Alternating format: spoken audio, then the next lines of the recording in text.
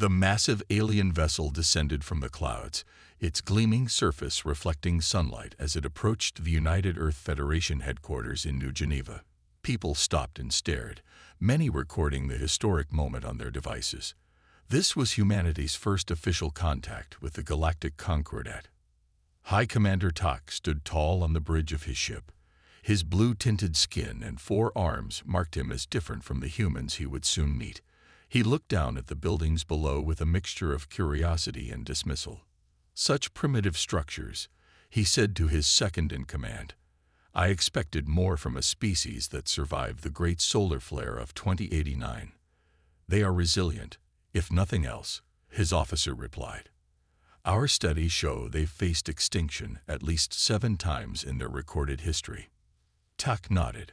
"Resilience without advancement is merely stubbornness. Still, they may prove useful to the Concordat."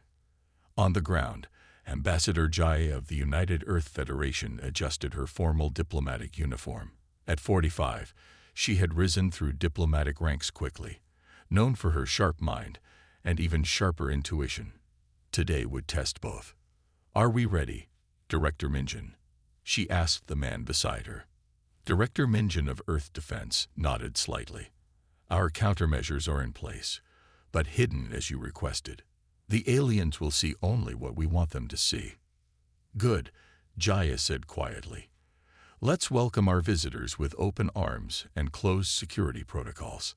The landing platform hummed as the alien ship settled onto it. A door slid open, revealing High Commander Tak and his delegation. They walked with fluid grace, their movements suggesting they evolved in an environment with slightly less gravity than Earth. "Ambassador Jaya," Tak said, his translation device converting his clicks and whistles into perfect human language. "I bring greetings from the 7 species of the Galactic Concordat." Jaya bowed respectfully. "Earth welcomes you, High Commander. This is a historic day for humanity." Behind the diplomatic smiles, both leaders calculated their advantages and weaknesses. Tak noted the humans' relatively primitive defense systems, visible from orbit. Jaya observed the aliens' obvious physical superiority, but also their subtle discomfort with Earth's gravity and atmosphere. The delegation moved inside to the grand meeting hall. Large windows showed the city skyline, a deliberate choice to showcase human achievement. Tak seemed unimpressed. "Your civilization has achieved much, considering your limitations," he said, settling into a specially designed chair. "The Concordat has watched Earth's development with interest." "We're honored by your attention," Jaya replied, her tone pleasant but careful. "Though we wonder why the Concordat waited until now to make contact." Tak's 4 hands moved in what might have been a shrug. "Your species only recently demonstrated sufficient technological advancement to be considered for protected status within our coalition." Director Minjin, seated beside Jai, tensed slightly. "Protected status?" "Yes," Tak said, his translator making his voice sound warm and reasonable. "The galaxy contains many dangers. The Concordat offers protection to developing worlds in exchange for certain contributions." Jaya maintained her diplomatic smile. "What kind of contributions?" The meeting continued for hours. Tak outlined the Concordat's proposal. Earth would receive advanced technology, protection from cosmic threats, and limited representation within the Concordat's governance structure. In exchange, Earth would provide resources, allow Concordat bases on its territory, and follow Concordat regulations regarding technological development. "This is generous," Tak concluded. "Many planets wait centuries for such an offer." Later, in a secure room deep beneath the diplomatic complex, Jaya, Minjin, and 5 other Earth leaders met in emergency session. "It's colonization with a pretty name," Minjin said angrily. "They see us as a resource to exploit." "Of course they do," Jaya replied. "But they've underestimated us. They see our visible technology and think that's all we have." The truth was that Earth had advanced far beyond what the aliens had observed. After the devastating solar flare of 2089, humanity had built much of its critical infrastructure underground or disguised it as less important facilities. The most advanced defense systems were invisible to standard scans. "The quantum shield network?" asked Sunny, the science director. "Undetected," Minjin confirmed. "And our deep space monitors have already mapped their fleet positions. They have significant forces, but they're spread thin across several systems." Jaya studied the holographic display showing the Concordat's known territory. 7 species, all more advanced than us in specific areas, but none as adaptable. That's our advantage. "So what's our response?" asked Defense Minister Shuno. "We play along," Jaya said. "We accept their protection with gratitude. Meanwhile, we prepare. If they truly want partnership, wonderful. If they want vassals." She let the sentence hang unfinished.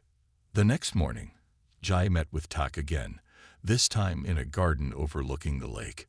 The alien seemed pleased with her apparent acceptance of the Concordat's terms.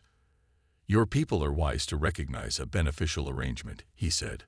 "Some species resist, not understanding the dangers of isolation. Humans have learned to recognize opportunity," Jaya replied carefully.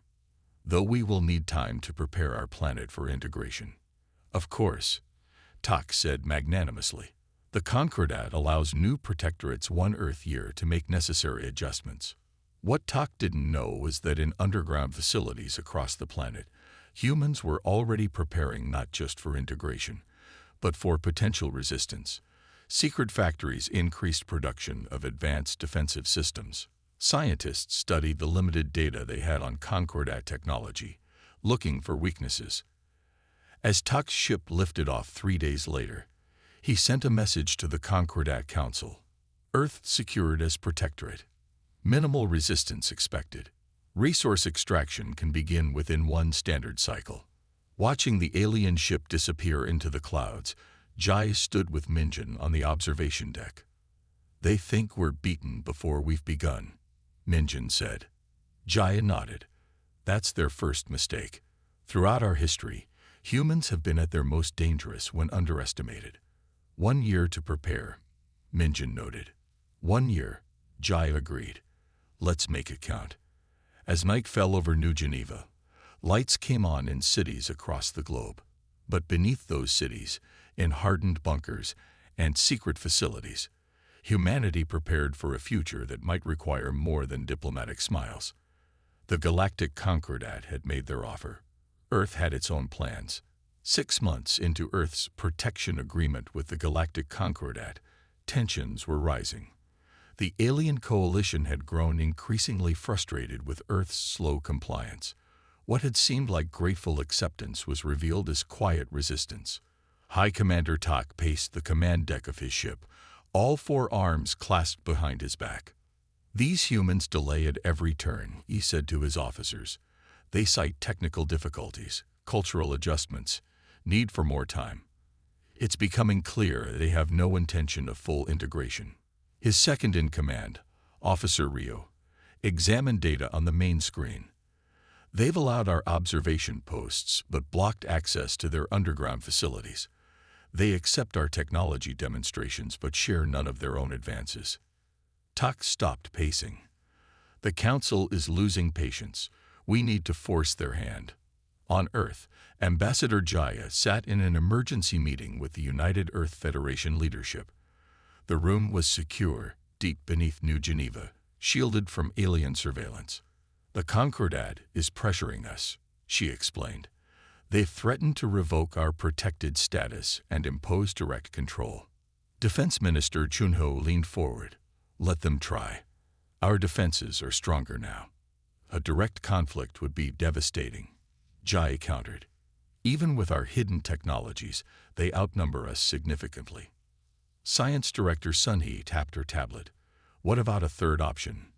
Neither submission nor war." Everyone turned to her. "The Concordat values competition," she continued. "It's how they determine hierarchy among their own 7 species. Perhaps we could suggest a series of challenges." 2 days later, Jai met with Tak aboard his orbital station. The alien commander loomed over her, his expression unreadable to human eyes. "A competition." Tak considered the proposal. Interesting. Your species continues to surprise me. It's a fair solution, Jaya said calmly. A series of challenges between our champions and yours. If we win, Earth maintains independence while establishing friendly relations. If we lose, we accept full integration. Tuck's upper arms made a gesture of amusement. You must understand, Ambassador, that the Concordat species have evolved over millennia for specialized excellence. Your generalist species cannot hope to compete. Then you have nothing to lose, Jaya replied. Tuck considered this, then nodded. The Council will agree. It is more entertaining than simple conquest. When the agreement was finalized, Earth had 3 weeks to assemble its team. The challenges would test strategy, endurance, technological innovation, and interspecies diplomacy, areas where the Concordat believed themselves superior. The Federation leaders gathered in the secure bunker once more, this time to select their champion. We need someone who thinks differently, Jaya argued. Someone who sees what others miss. Commander Doyun, suggested Minjin. He's retired now, but his military strategies were revolutionary. Jaya nodded slowly. The desert wars. The Arctic standoff. He never fought the expected battle. Commander Doyun was found living quietly in a small coastal village. At 62, his hair had gone white, but his eyes remained sharp. When Jaya and Minjin arrived at his modest home, he was tending his garden. I've been expecting you, he said without looking up from his plants. The aliens aren't as subtle with their surveillance as they think. Inside his home, maps and notes covered one wall. He had been tracking Concordat movements since their arrival. They operate in patterns, he explained. All advanced civilizations do. Find the pattern, and you find the weakness. Will you help us? Jaya asked. Doyun smiled slightly. I've been helping since they arrived. But yes, I'll lead your team. On one condition, I choose the members. Within 2 weeks, Doyun had assembled his team. They were not what anyone expected. Yuna, a young woman who had survived alone in the wilderness for 3 years after the solar flare. Jinwoo, a game designer whose simulations were so realistic that military academies used them for training. Hansung, an engineer who built working technology from scrap. Taeyun, a linguist who could learn new languages in days instead of months. And Minsu, a former diplomat known for resolving impossible conflicts. This is your team. Minjin asked doubtfully when they gathered. No soldiers? No senior scientists. We're not fighting their war, Doyun explained. We're fighting ours. These people think differently. They see options others miss. The first challenge was announced. A strategic warfare simulation. The Concordat sent their greatest tactical mind, General Gal, a being from a species that had evolved specifically for spatial reasoning and strategic thinking. On the day of the first competition, the massive holographic arena displayed a battlefield scenario. Both teams would command virtual forces on an unfamiliar terrain, with the goal of capturing the opponent's command center. General Gal's forces moved with perfect precision, executing textbook maneuvers. His strategy was flawless, cutting through defenses methodically. But Doyun's team did something unexpected. Instead of defending or launching a counterattack, they appeared to abandon large sections of their territory. What are they doing?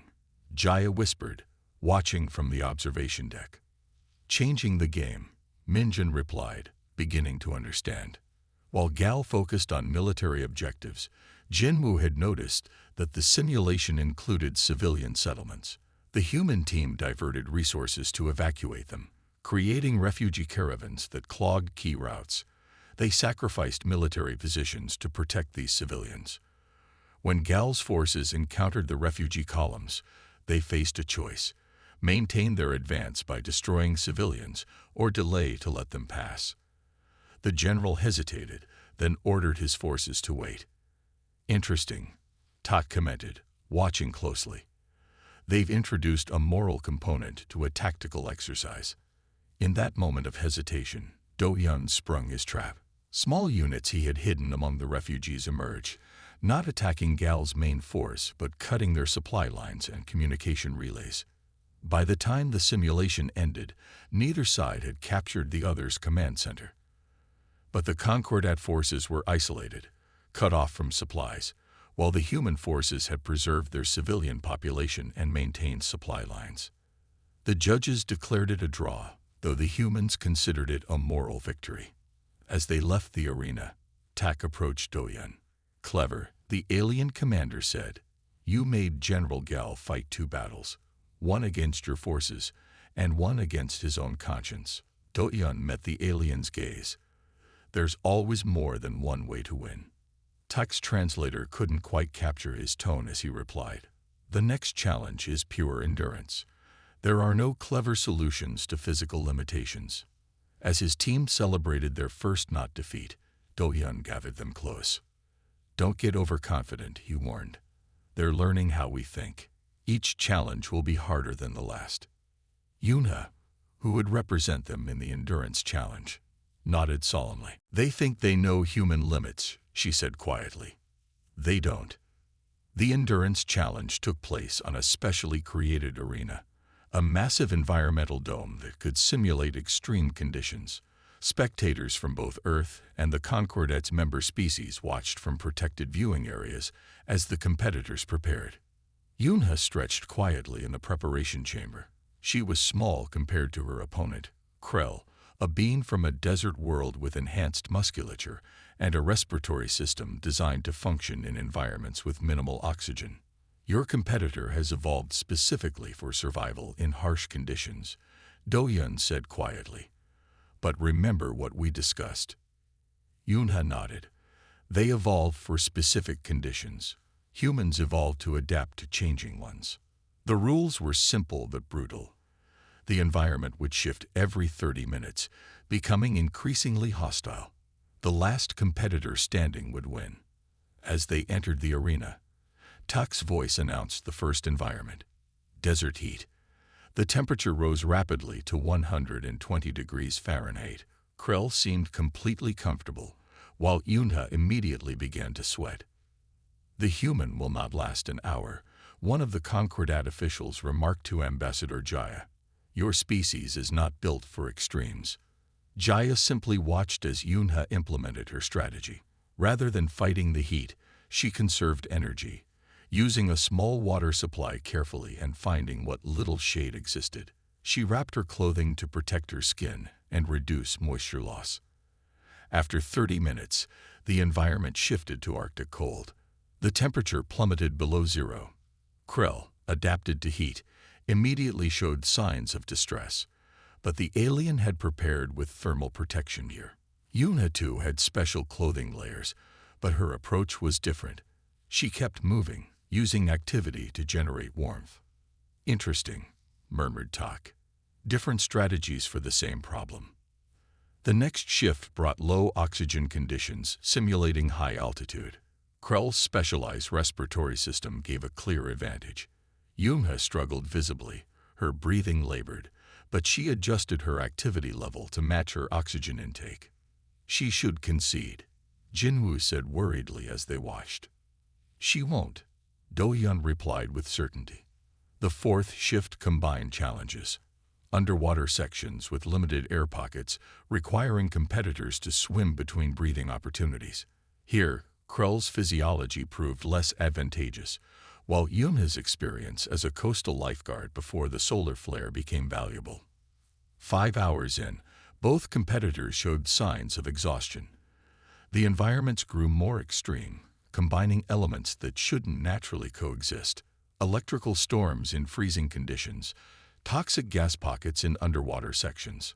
"We're testing their limits now," Tak observed as the 6th hour began. The next environment shift brought something unexpected: complete darkness with shifting gravity fields. Sounds became muffled, and competitors could feel rather than see obstacles. Krell, disoriented, collided with several obstacles. Yunha, however, closed her eyes entirely and relied on her other senses, something humans had practiced for millennia. "What is she doing?" asked one of the Concordat officials. Adapting, Jai replied simply. Hour 7 brought the most extreme challenge, a simulated radiation zone with corrosive rainfall. Both competitors were reaching their absolute limits. Krell's specialized biology began to fail under the combined stresses never found on his homeworld. Yunhe was barely standing, her body pushed far beyond normal human tolerance. But she kept moving, kept adapting. When Krell finally collapsed, unable to continue, Yunhe was still on her feet, barely. The medical teams rushed in, and the crowd sat in stunned silence before erupting in cheers. Impossible, muttered a Concordat scientist. Her physiology shouldn't allow such endurance. Tak studied the human team celebrating their victory. It seems we've underestimated their capacity for suffering, he said quietly. The next challenge came 2 days later, technological innovation. Each team received identical sets of unknown alien components and had to create a functional device within 10 hours. The Concordat sent Vix, a brilliant engineer from a species with natural capabilities for understanding complex systems.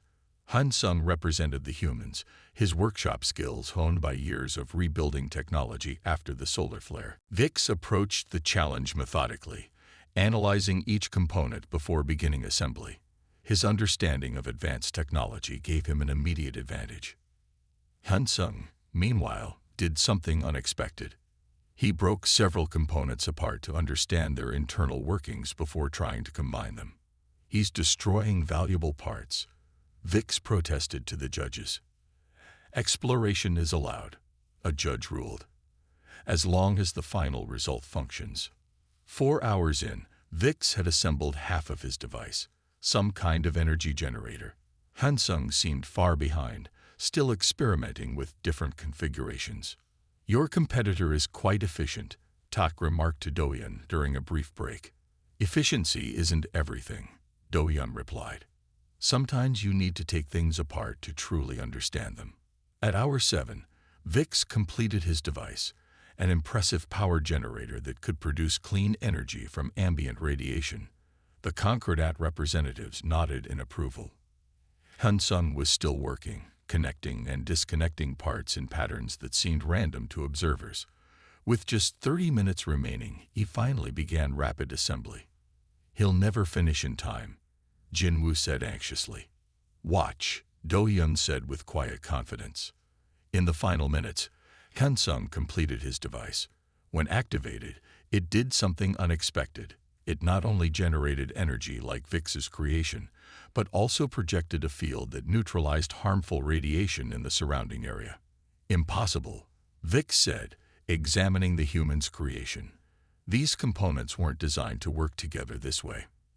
That's why I broke some apart and reconfigured them, Hansung explained. I saw potential connections that weren't immediately obvious. The judges conferred and declared Hansung the winner, not just for completing the task, but for creating additional functionality that benefited the environment around the device. Later, in the Concordat command ship, Tak reviewed the results with his officers. 3 challenges, 2 human victories, and 1 draw. Officer Ryu summarized. This is unexpected. They don't play by established rules, Tak said thoughtfully. When conventional approaches fail, they create new ones. Is this cheating? Another officer asked. No, Tak replied. It's adaptation, and it appears to be their greatest strength. On Earth, Dohyun gathered his team for preparation before the next challenge. They're learning, he warned. They'll design the next challenges specifically to counter our strengths. Let them try, Yunhe said, still recovering but determined. Adapting to new problems is what humans do best. High Commander Tak sat alone in his private quarters aboard the Concordat flagship. Around him, dozens of screens displayed information about humans, their history, biology, culture, and behavior patterns. He had been studying them for days, trying to understand what made them so different from other species the Concordat had encountered. Enter, he called when his door chimed. Officer Ryu appeared, carrying more data files. The historical records you requested, Commander. Earth's major extinction events, and human responses.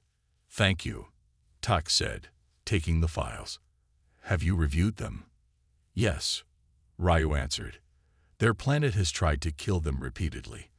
Ice ages, plagues, massive volcanic eruptions, meteor impacts, and recently their own technological mistakes leading to climate disasters." Tak scrolled through the information. Yet they survived each time.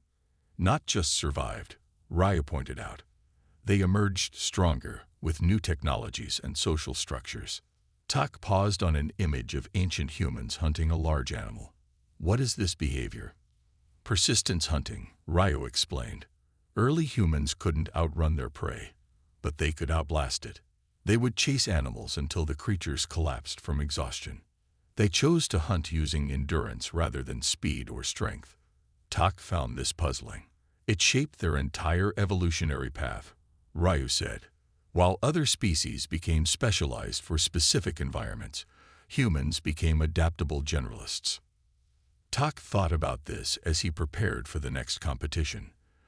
The Concordat had designed what they believed was an unwinnable challenge, a diplomatic simulation requiring competitors to negotiate peace between two artificially created alien cultures with seemingly incompatible needs. The Concordat competitor was Sev, a being from a species known for their diplomatic skills and perfect memory. Humans sent Minsu, their former diplomat, a quiet man who had once negotiated peace between warring nations. The simulation began with both competitors receiving information about the artificial cultures. Sev immediately began analyzing the data, memorizing every detail. Minsu took a different approach.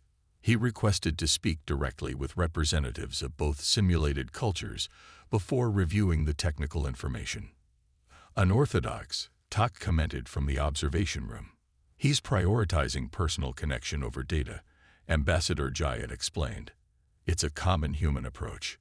As the negotiations proceeded, Sev demonstrated perfect recall of each culture's needs and proposed logical compromises based on resources and territories. His approach was flawless according to diplomatic training. Minsu, meanwhile, spent time understanding each culture's values and fears. He asked about their stories, their art, what made them proud. Information not included in the briefing materials. "He's wasting time," a Concordat observer noted. "Is he?" Do-yeon questioned. 4 hours into the simulation, both negotiators presented their peace proposals. Sev's was technically perfect, a fair division of resources with clear boundaries and rules. Minsu's proposal was different. It included cultural exchanges, shared projects, and gradual integration of territories. When the simulated cultures voted, they chose Minsu's proposal overwhelmingly. "How?" demanded Sev after the results were announced.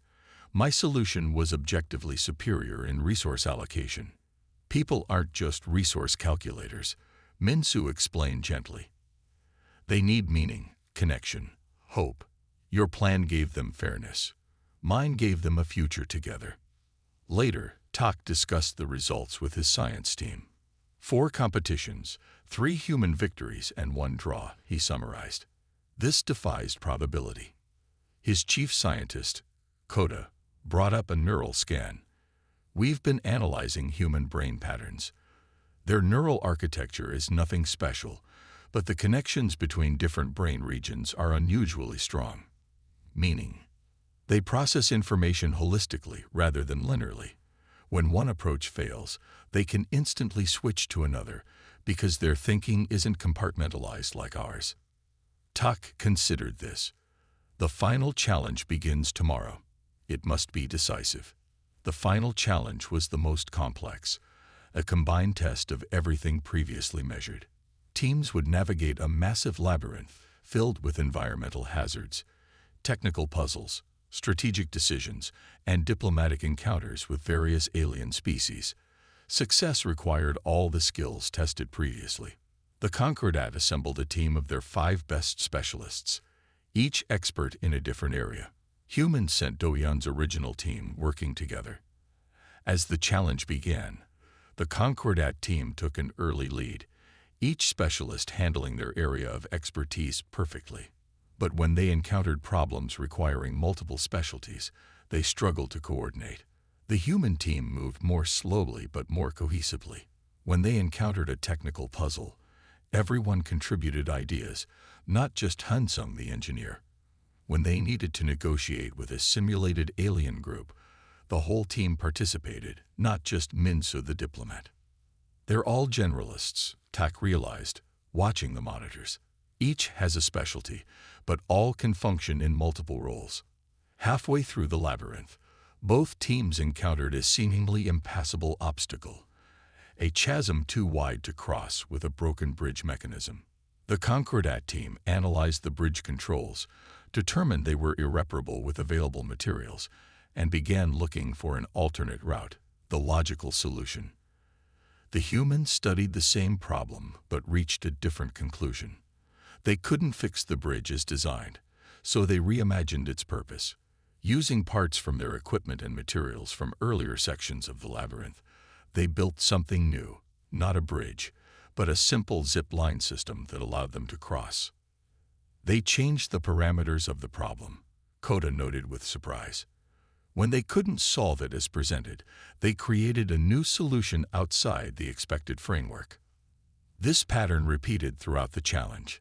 When conventional solutions failed, humans improvised, combined techniques, or completely reimagined the problem. It's not just adaptability, Tak said, watching them overcome obstacle after obstacle. It's creativity under pressure. They actually perform better when things go wrong. By the final section of the labyrinth, the Concordat team had fallen behind. Their specialists were exhausted, each pushed beyond their comfort zones.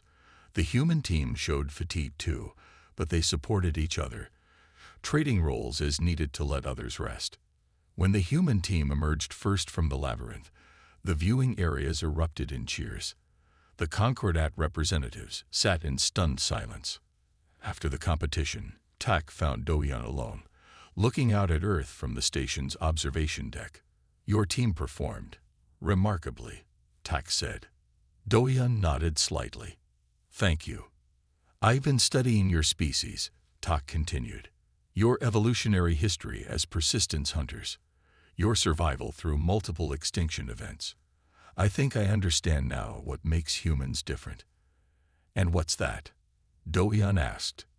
You expect adversity, Tak said simply.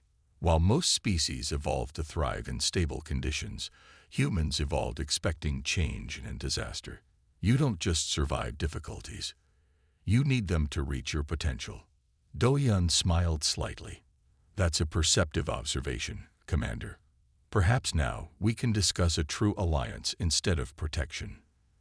The Grand Council chamber of the Galactic Concordat hummed with tense energy. Representatives from all 7 member species sat in rising tiers around a central speaking platform. Today was the formal ceremony to conclude the challenge agreement with Earth. High Commander Tak stood at the center, facing not only the Council, but also the human delegation led by Ambassador Jai and Commander Doyan. The results of the 5 challenges were displayed on massive screens, 4 human victories, and 1 draw. The competition has concluded, announced Grand Counselor Vida, the eldest member of the ruling body. According to our sacred traditions and the agreement witnessed by all, the Concordat must honor the outcome. Murmurs rippled through the chamber. Many council members had assumed Earth's defeat was inevitable. Some had already made plans for utilizing Earth's resources. High Commander Tak, Vida continued, as the overseer of this competition, please present your final assessment. Tak stepped forward, his blue skin contrasting with the formal white ceremonial robes he wore.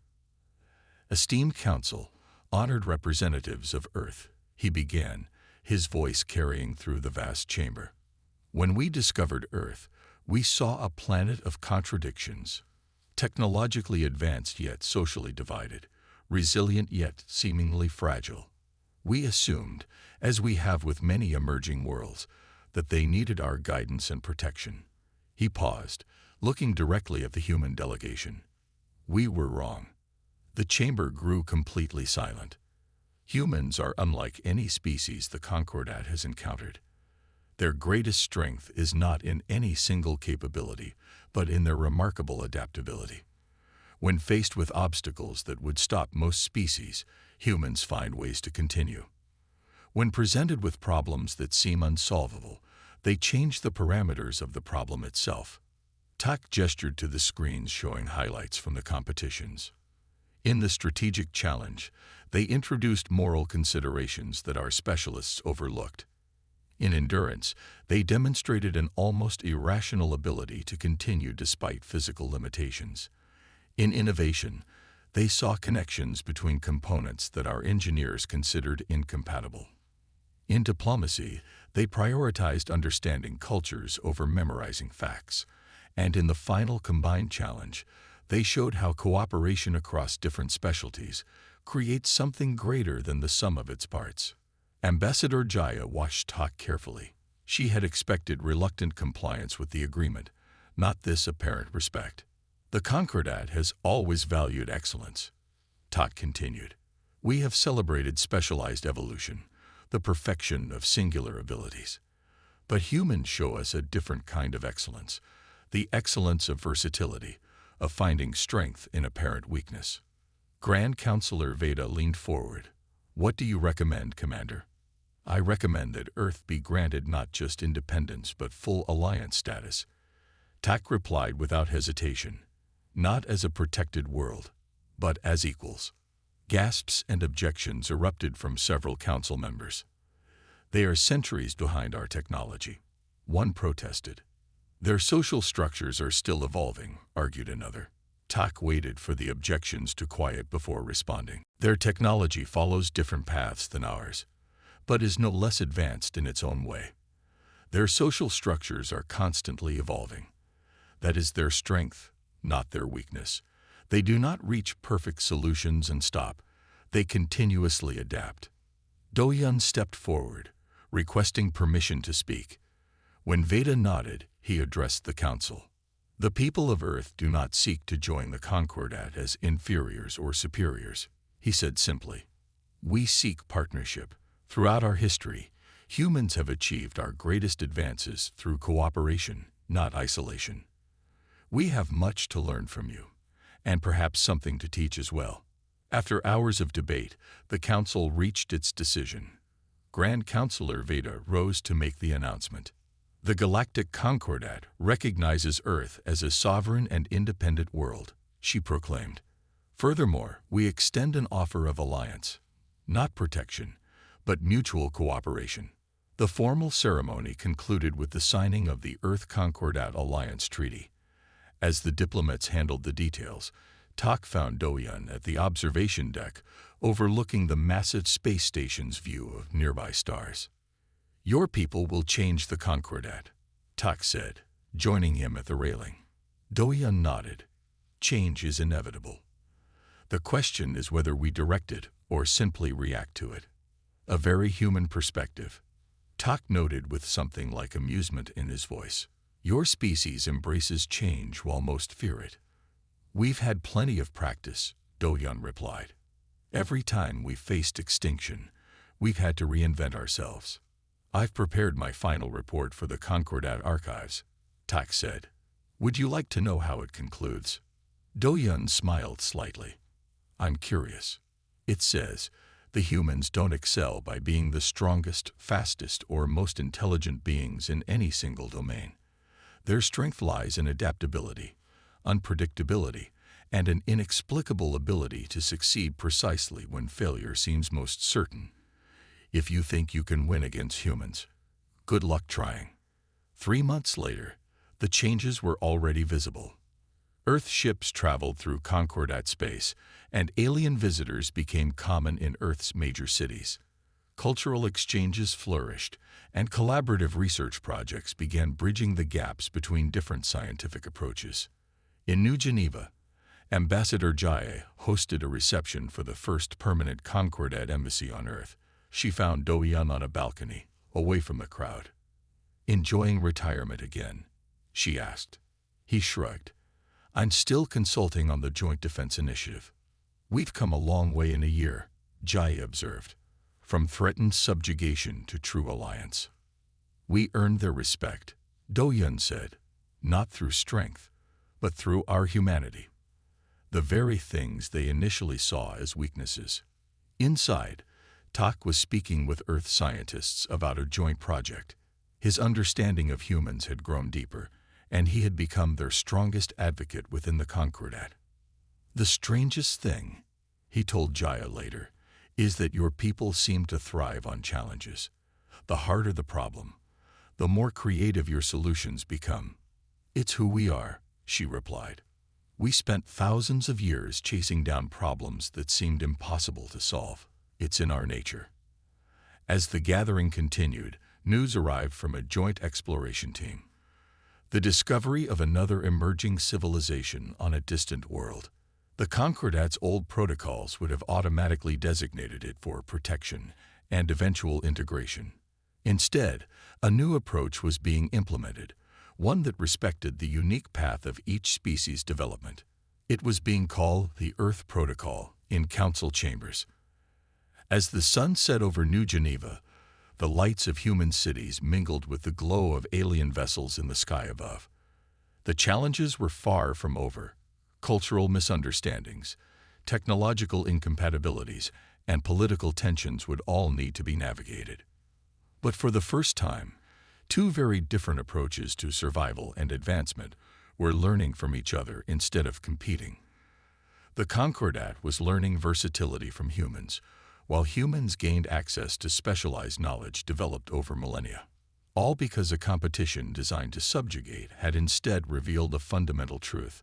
Sometimes the greatest strength isn't in dominating others, but in adapting, cooperating, and persisting when all seems lost. The end.